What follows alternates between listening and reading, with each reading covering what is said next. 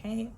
In my last video, I discussed how I personally feel like the real princesses of hip hop are Doechii, Flo Milli, and JT. But then Megan Thee Stallion dropped her BoA music video on Friday of the week that I posted my hot takes music industry video discussing the princesses of hip hop to me. And I have to say, Megan Thee Stallion is actually someone that you should be looking out for. I'm not gonna say she's like the princess of hip hop, but like I very much so see her as a contender that will really change the trajectory of hip hop as we speak. So I feel like we should be looking out for her. Yeah, welcome to my channel.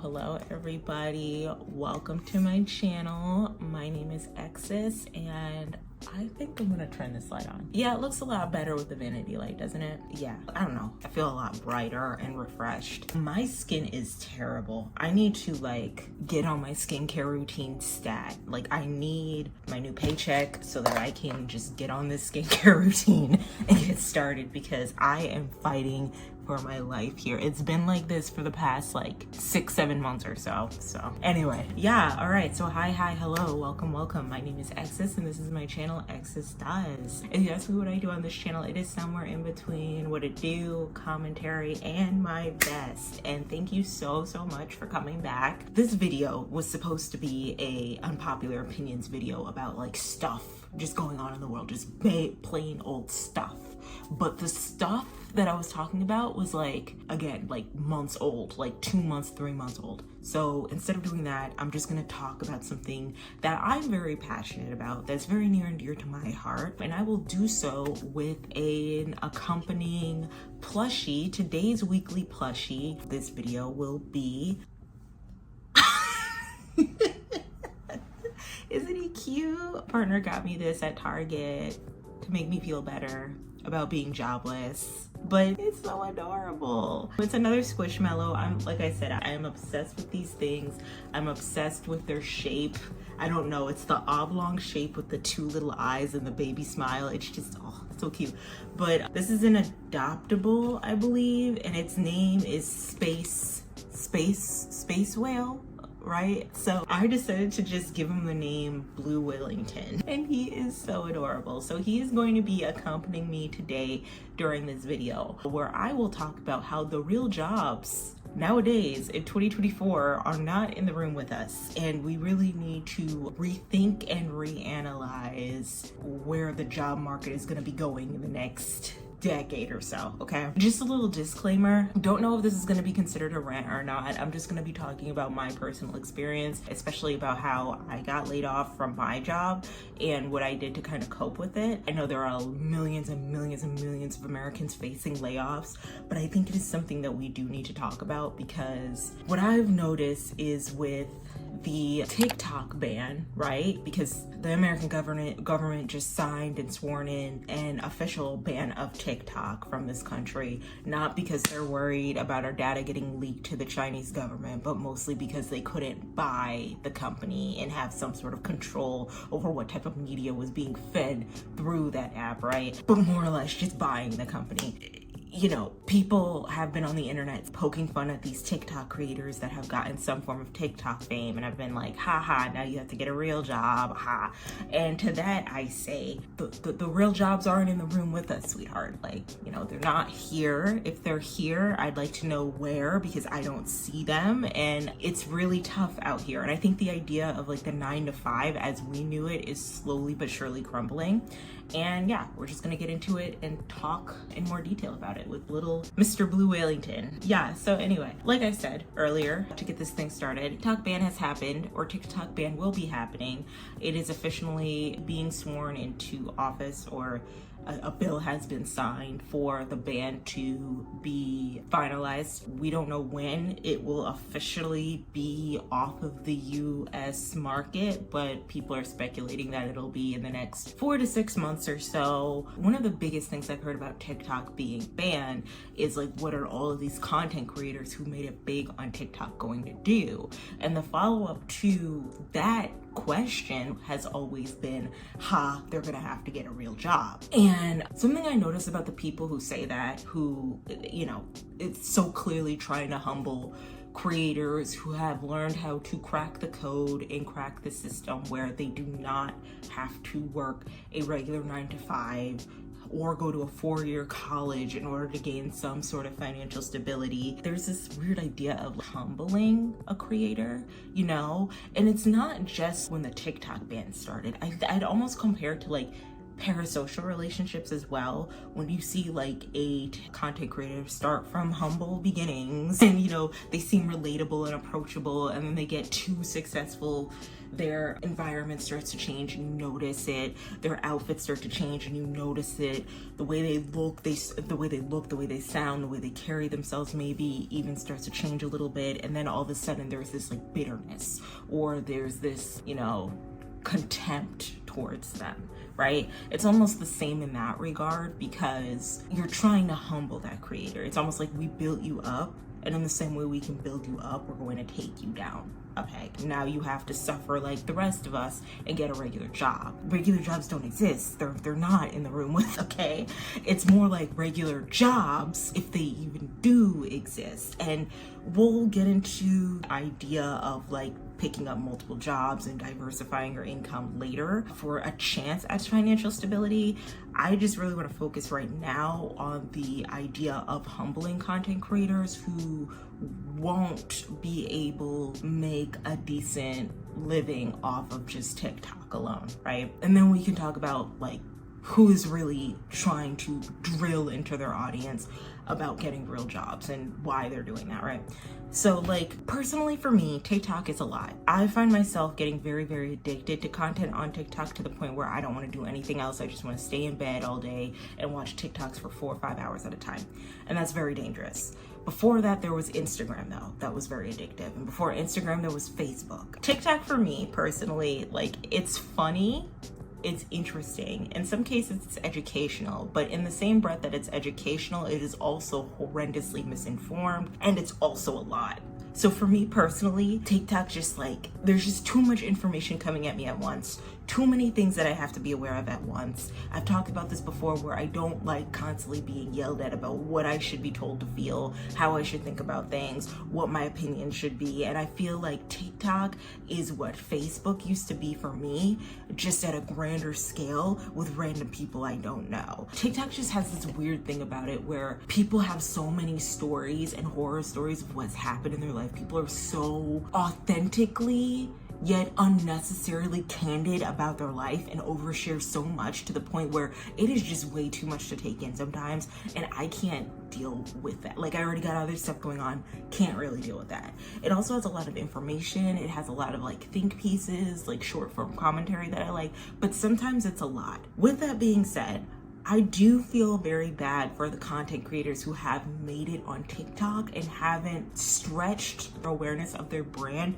on other platforms as well. So if you're like super popular on TikTok, but you're not investing in popularity on Instagram, or maybe you're not growing like that on Instagram, or you're not like spreading your awareness on YouTube and you're not starting a YouTube channel, or maybe even like, YouTube shorts, right? I feel bad for those creators because it is going to be very, very hard to do that official and aggressive pivot once TikTok gets banned. As somebody who used to do content creation full time, one of the biggest pieces of advice I could give somebody is that you do want to spread awareness of your brand everywhere. You don't want to just be popular on like one platform, right? Like if you're big on Twitter, make sure you're on Instagram too, and Facebook, or not. It's up to you. If you have a YouTube channel or a Twitch channel or something, make it so that more people are used to your face and are aware of you, so that if you do decide to officially pivot to one or set up camp on one of these main platforms, it will be easier for them. And so it's unfortunate because I really do hope a lot of these creators who have been established on TikTok, have that knowledge, and a lot of them do, so that's not really something to be worried about, but a lot of them also don't, and that is something to be concerned about, because like now that they have announced that TikTok will be no more in the next couple of months or so, now is the time to start pivoting into another social media platform. And I think what's even more important, now is the time to be aware of the fact that social media is so temperamental and changes so fast, and one day you might have all of this clout and these followers and whatnot, and then the next day, like, it could all go away. So it's very, very important to be aware of that and move strategically so that you don't get into a space where if this company is no more, if this social media platform is banned or eliminated, then I can move someplace else, right? But I think the worst way to go about those who are struggling to make the pivot or the rebrand onto another social media platform is to more or less tell them that they need to give up and quit their dream of being a content creator, and they need to be miserable like the rest of us and get a real job. And it's funny because the people who say that fall into one or three categories. The categories that a lot of these people fall into, one is just miserable 9-to-5ers who are struggling in everyday life like the rest of us, right? They're miserable, they're bitter, they probably don't like their job, they hate their job, and they probably to this day have some sort of vendetta against people who think outside of the box and are able to make money comfortably outside of the 9-to-5 curse. Two, it's outdated boomers. So think the Dave Ramseys of the world. Yeah, the Dave Ramseys, the financial bros. Yeah, those guys, you know what I mean? Like, those guys are interesting because half of their earnings and money come from them telling people how to make money, from them buying their products, buying their courses, calling in on their shows. Dave Ramsey's 6-step baby steps to financial stability at one point probably was pretty solid. It was probably pretty solid and probably worked. In 2024, I can't safely say it's working all that well. And I think one of the biggest reasons is just how expensive things are and how it's getting to the point where I'm noticing a lot of people say, like, why am I gonna go above and beyond to aggressively pay off this debt? Where I make these sacrifices of not going to events I wanna go to, not seeing friends, not being around family, not enjoying my life, only for me to get into more debt sometime in the future because of how the economy is now. You know what I mean? But like stuff like that, those types of people where, like, for example, Dave Ramsey during the pandemic did not like the idea of the American people getting a stimulus check, even though we were in the middle of a pandemic where people could not work and the essential workers were essentially dying. He was sitting up here saying, no, they don't need stimulus checks. They'll be fine, figure it out on their own. And it's just like, people have lives, people have rent to pay, kids to take care of, mouths to feed, their own mouth to feed, and you're over here with your little six baby steps to financial stability, having dumbasses call into your show who really have no business calling in anyway, and selling whatever. If you just, you know, sell your left leg and eat cans and beans for the next 20 years of your life, you can pay your student debt away type of headassery, you're over here telling people that they don't need stimulus checks, right? It's always those types of people who always say, get a real job. Content creation isn't a real job, right?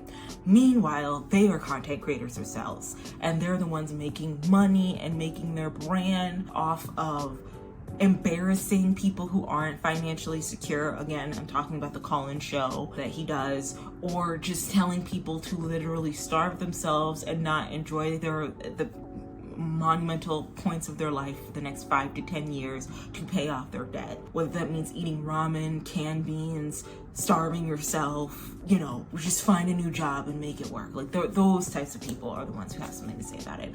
And then the third type of people who always say that you should get a real job are the entitled content creators who never really had to endure regular adulthood. More or less the type of individual who comes off as a beacon of wisdom, even though they are very early on in their adulthood and living very comfortably. Those types of people. Wow, that sounds very ageist of me, but I'm not trying to sound ageist, I'm just being honest. It's the type of person who probably never had a real 9-to-5 in their life or in their adulthood, who probably obtained a lot of wealth early on in their, you know, early adulthood. So like, I'm thinking like late teens, 18, 19 years old. And they're probably the type of person who's still stuck in the mindset of, if you just grind, work really hard, put your head down, and hustle, you too can be successful just like I can, because I was able to do it. I was the exception, and that's the gag, right? Like, you're the exception. Those type of creators really irritate me. I guess a good similarity to that is, like, remember when Emma Chamberlain used her podcast to say that college is useless and you don't really need college if you want to be successful? Put a pin in that, because she's not entirely wrong, but also coming from her is pretty rich. It's those type of creators, right, who act and talk like they're so wise and they have such a good understanding of the world, when in actuality they have never lived a regular life outside of creating content, because they were able to obtain the resources, the money, the wealth really early on in their lifetime. Like, the boomers and the entitled content creators always irritate me a lot, because it seems like you can just so clearly tell from the content that they're talking about that they don't know what they're talking about. They don't understand the real world. They don't have a good grasp on the real world, let alone do any research on how the real world is working. Because if anybody with any sort of smarts or any sort of intelligence or any sort of, like, you know, quest for knowledge would have known that the world is currently in shambles, and that the idea of the real job does not exist. It just doesn't exist. Again, this is coming from somebody who is a 9-to-5er herself, okay? I am here to tell you the real jobs are not in the room with us. They're not in the living room. They're not in the kitchen. They're not in the bathroom. They're not even in your front yard. They're just not there. They're not like, real jobs don't exist anymore, okay? Content creation is a real job. It's a job, okay? Your 9-to-5 that you go and you clock in every other day to respond to an boss that gives you way too much flack for existing is also not a real job. And you want to know why? Because you literally could get laid off and probably replaced by a robot, or sold the idea of being replaced by a robot in the next 2 to 3 years or so, okay? If a company wants to cut costs, they will look at you and clip you off if you're not benefiting the company at all. If they feel like you're not working at all. This is where I get pissed off about the entitled creators who say that, like, you know, you have to adapt and you have to change and you have to keep evolving and working hard and work. Because, like, what are we working hard for if the idea of the 9-to-5 is no longer there? Like, our financial stability, what we've been sold for the past 2 decades of our life, is crumbling. And we can see that with the layoffs that are happening. The tech industry, but also like other industries, have been going through an insurmountable amount of layoffs in the past 2 years or so. There are a couple reasons to this, right? One of the biggest reasons is that they did overhire during the pandemic, and they overhired because everyone was at home, everyone was on their phones, you know, people had nothing to do, so they thought that they could keep making this money, and they were projected to keep making this money as time went on. But as more and more things started opening up, they realized that they needed to start cutting costs, and so inevitably fired a bunch of people, cut those costs, and, you know, all the CEOs got big juicy raises from it. Very rich, very rich. Another reason why a lot of these layoffs are happening is because AI. And AI is interesting because I think a lot of people think that, and a lot of these CEOs think that AI can do way more than it lets on early on in this stage. And so they thought, oh, we can just fire the juniors who don't know what they're doing and just replace them with robots and it'll be fine. And it's like, these robots don't know what they're doing because they need somebody to input the formulas to tell them what to do. And so they laid off all these people, right? And now individuals are very worried that, like, their jobs will be obsolete in the next couple of years or so, next 10, 20 years or so, which is something that we should be worried about. I think a lot of people are also underestimating the idea that, like, the job displacement, people think that there will be new jobs to replace the idea of the amount of jobs that are going to be displaced. But I don't think people are preparing for how fast that displacement could potentially happen if we keep feeding AI knowledge, you know? So that's also another reason why these layoffs are happening. Another reason why is because a lot of companies just don't have money like that right now. They just don't have money. You know, like, a lot of these investors are pulling out funds. They're not paying these companies because they don't got the money.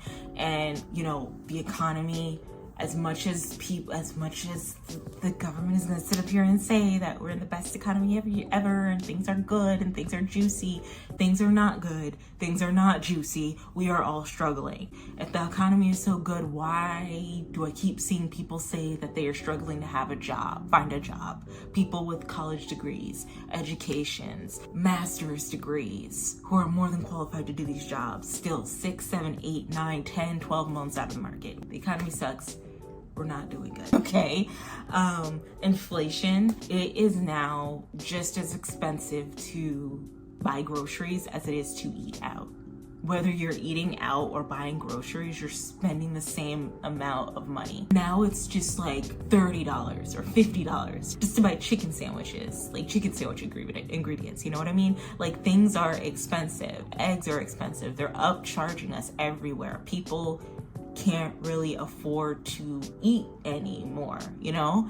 People are severely underpaid. Rent keeps going up and up. People can't buy houses because a lot of these companies are coming in and buying these houses. And you're sitting up here telling content creators that what they do isn't a real job because they didn't do the smart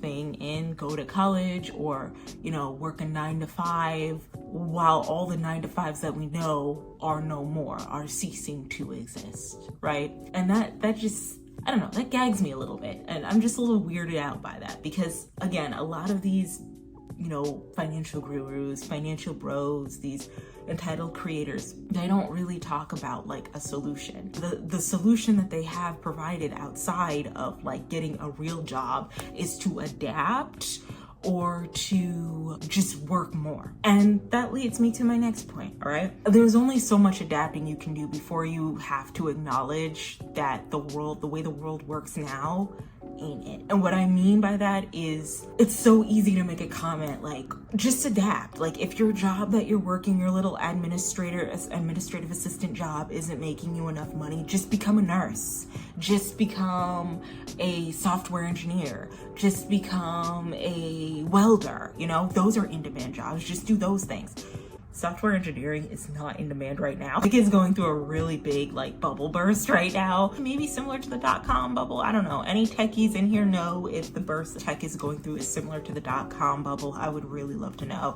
But tech is struggling. But you know, the in-demand popular jobs now that people are talking about is nursing, healthcare, and like construction maintenance jobs like welding, electricians, trade jobs, right? Couple things. Adapting isn't easy. As somebody who had to literally adapt from being a content creator full-time to going back into 9 to 5ing, it's very, very hard to do. Okay, it's very difficult. It takes a lot of time. It takes a lot of money. And in today's day and age where time is money, a lot of people don't have those two things on their side, okay? Like, it's so easy for people to say, just be a nurse, get into healthcare, go into nursing, just be an apprentice, go do an apprenticeship and pick up a trade, be an electrician, be a plumber. Has anybody like ever actually asked like whether or not these people that you're telling to pivot and adapt are qualified for the industries that they are pivoting and adapting into? Have y'all ever done that? Have you? Like, for example, nurses and nurse talk, right? Nursing is really, really big now. I love, my favorite thing to do is like look at nurses and how they work and the stuff that they have to deal with. And it's cute, right? Like, you see maybe your like nurse bae, your aesthetic nurse baddie, you know, and she's over here in her 2-3 bedroom, 2-bathroom townhome, and she drives a white Range Rover to work every day, and you know, she's living a very nice soft life while she works in nursing, and you're like, oh, I want to do that. She wears the cute scrubs with the cute Crocs and all. Oh, I want to do that so badly. I can make that type of money, you know, it must be so nice being a nurse and having that type of access to means and stuff. And like, yeah, definitely, but it comes with a price. It does. It really, really does. Like, nurses go through a lot of shit. They go through so much. They go through a lot of shit, okay? And I think it's time for, even though I'm not a nurse myself, right? So what do I know, right? But I think it's time for us to all have that conversation that, like, not a lot of y'all are meant to be nurses, boo-boo. Like, a lot of y'all aren't built for that life. You aren't. A lot of us aren't built for the pivoting and adapting that people keep drilling down our throats or drilling into our heads. You know, when I was laid off, going through a layoff, I, was on LinkedIn and I was looking at how bad the economy and how awful things are looking to be and whatnot. And I remember sitting there thinking, dang, should I just go into nursing, or should I just be a plumber or something? Like, should I just not do what I'm doing anymore? And I had to really sit with myself.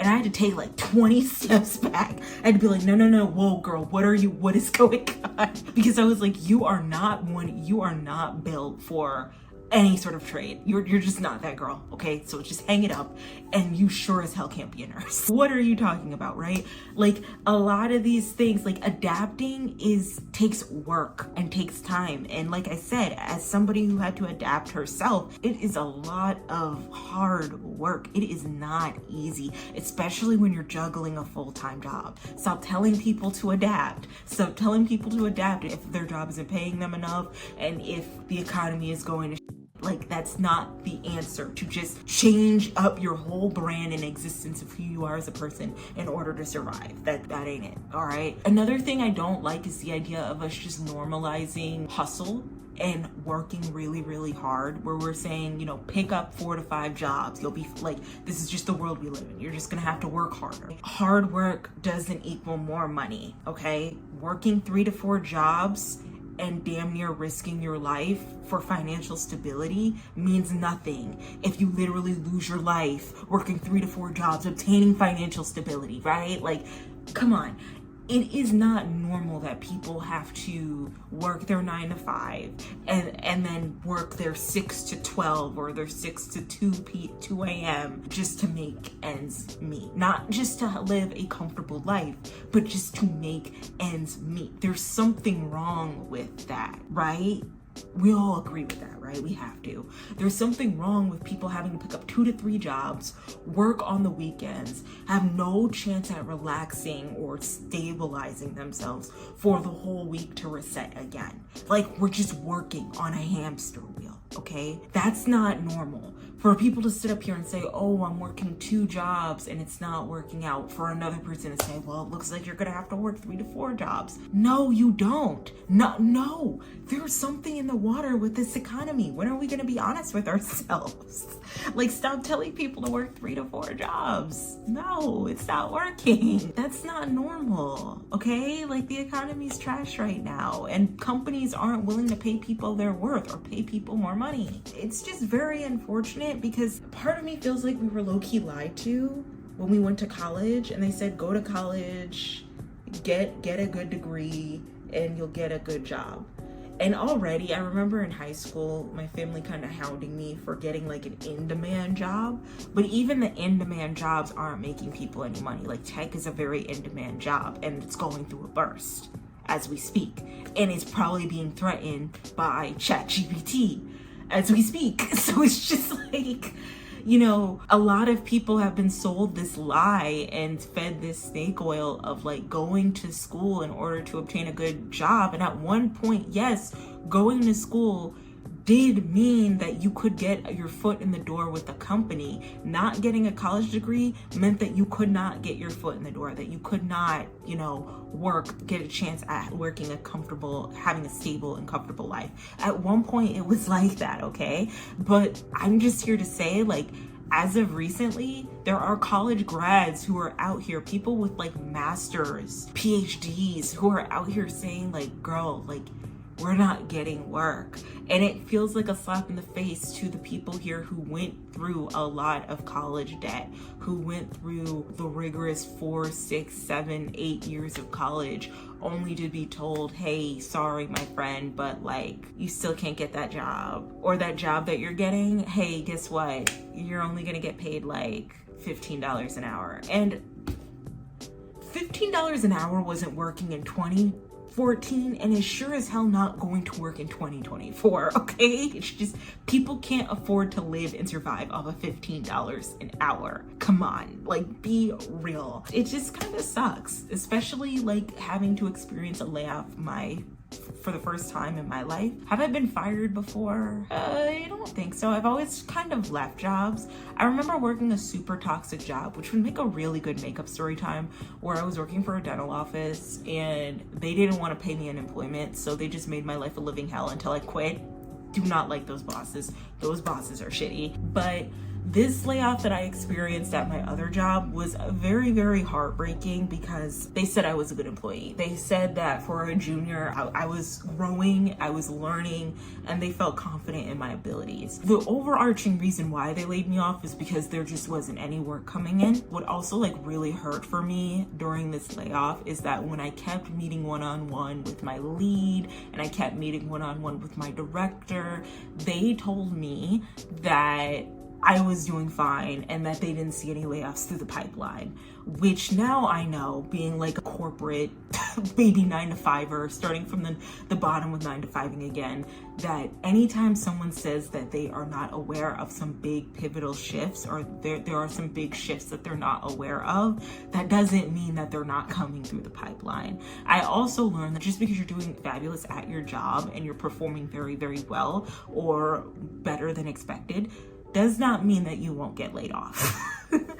And realizing those two things really like clicked for me and made me realize that I can't do this forever. I can't work a 9-to-5 forever. There is going to come a time where I am going to have to break away from the 9-to-5 structure, or I might have to take a chance on myself and consider consulting in the area of expertise that I'm in. And one of the biggest reasons is stuff like this, right? Before I was doing the 9-to-5 corporate stuff and I was a content creator and I was making like, I would say I was making like my highest month, maybe 40K a year. Like now you couldn't survive off of that. Back then you sure as hell could not survive off of that. That's how much money I was making. I was making enough. I was making the same amount of money that I was working at the front desk at the dental office that I was working in. And it wasn't bad. But when I got laid off from this job, I just kept thinking like, dang, at least with that, like working as a content creator and the dependency of your financial stability relying solely on you and how much work you put into it, and that there's always money to be made, versus putting all your time, effort, and energy for a company only for them to potentially pull the rug out from under you, and you ultimately have no money to survive, and you literally have nothing, and you have to like scramble and fight in a tumultuous employer job market, not an employee job market anymore, where these employers can sit up here and have you run through 50 hoops in order to see if you're worthy of having the role. It just really like woke me up and made me realize that I can't keep doing this. But it also let me know, because of how bad the economy is and how much money like regular content creators are not making, right? That I'm still probably going to have to do some version of this in the future. You know what I mean? And, you know, when I got laid off, they gave me a severance package of 2 weeks worth of work. And they also gave me my accrued paid time off and all of that. And I was just kind of on my own. And then when I had to file for unemployment, it wasn't enough. I don't know if it's because, you know, down in the South, they don't give a lot of money because you know, we're on the Bible Belt, and maybe they believe in bootstrapping your way to the top. I don't really know, but the money I was making was definitely not enough weekly to survive.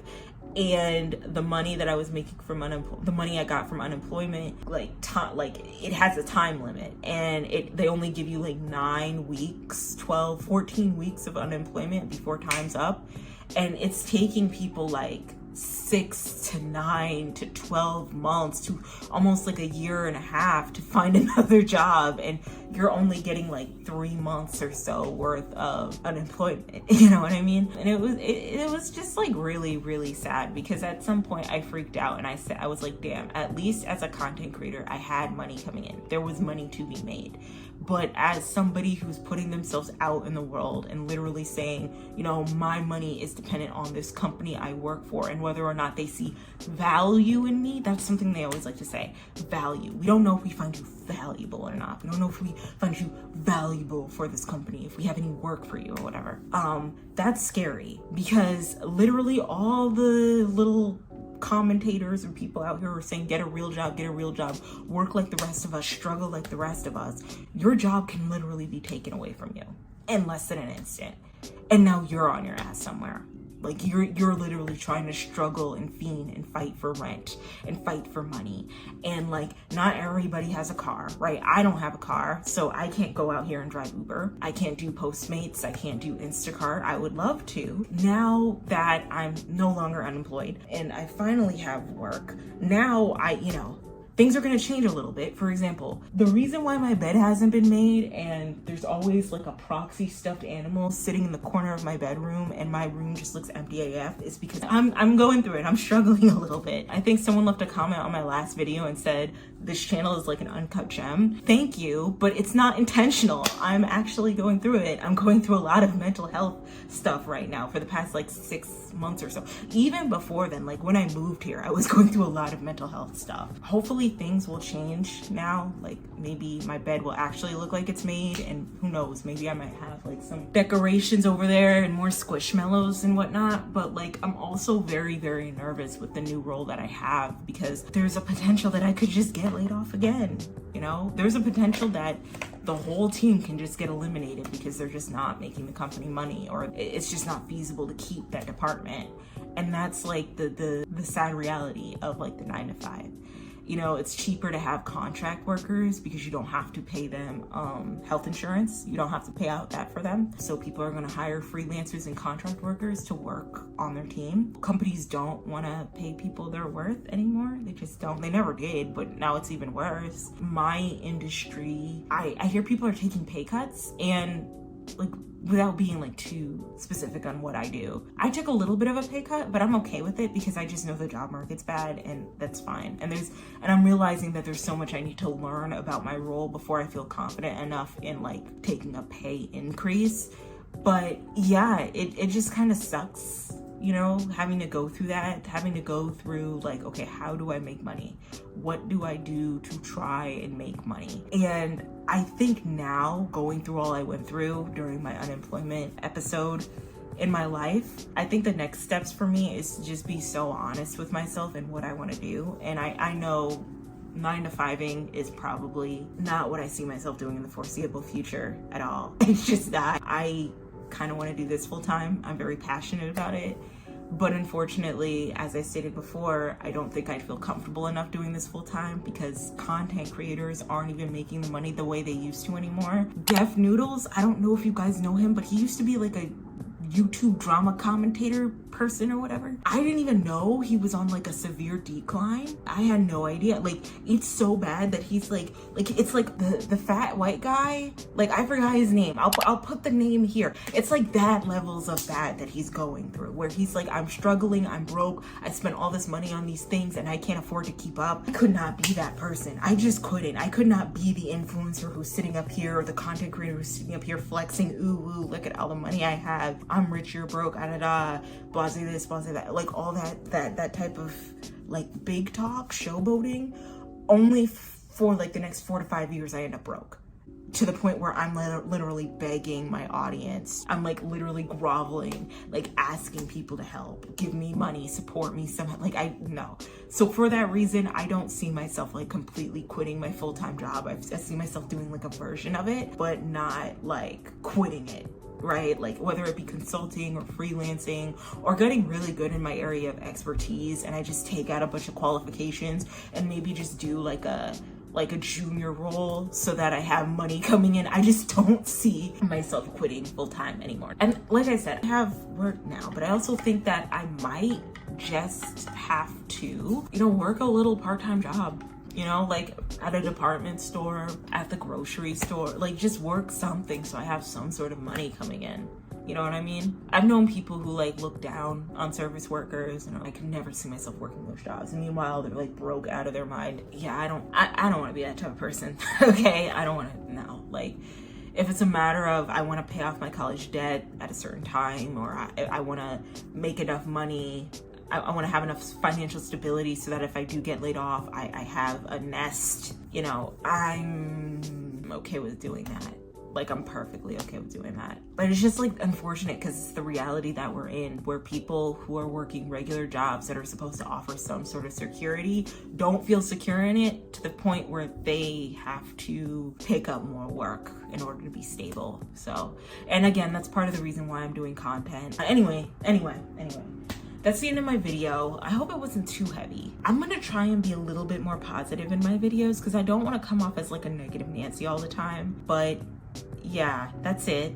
That is it. Let me know in the comments how you guys feel about the idea of the real job no longer existing. If you feel like real jobs are in the room with you, because they're not in the room with me, and I don't think they're in the room with anybody else. Where you think what's gonna happen to the idea of the 9 to 5, and where do you think that's gonna go? And overall, like if you've gotten laid off, what have been your experiences with it? How you've been coping? If you're still unemployed, or if you have a new job, maybe you can offer some advice or tips to those who are still unemployed. I don't know. But yeah, that's the end of my video. As always, like to remind my audience to stay hydrated and drink some water. Yes. And I hope to see you next week, and I hope you have a wonderful rest of your day. Bye guys.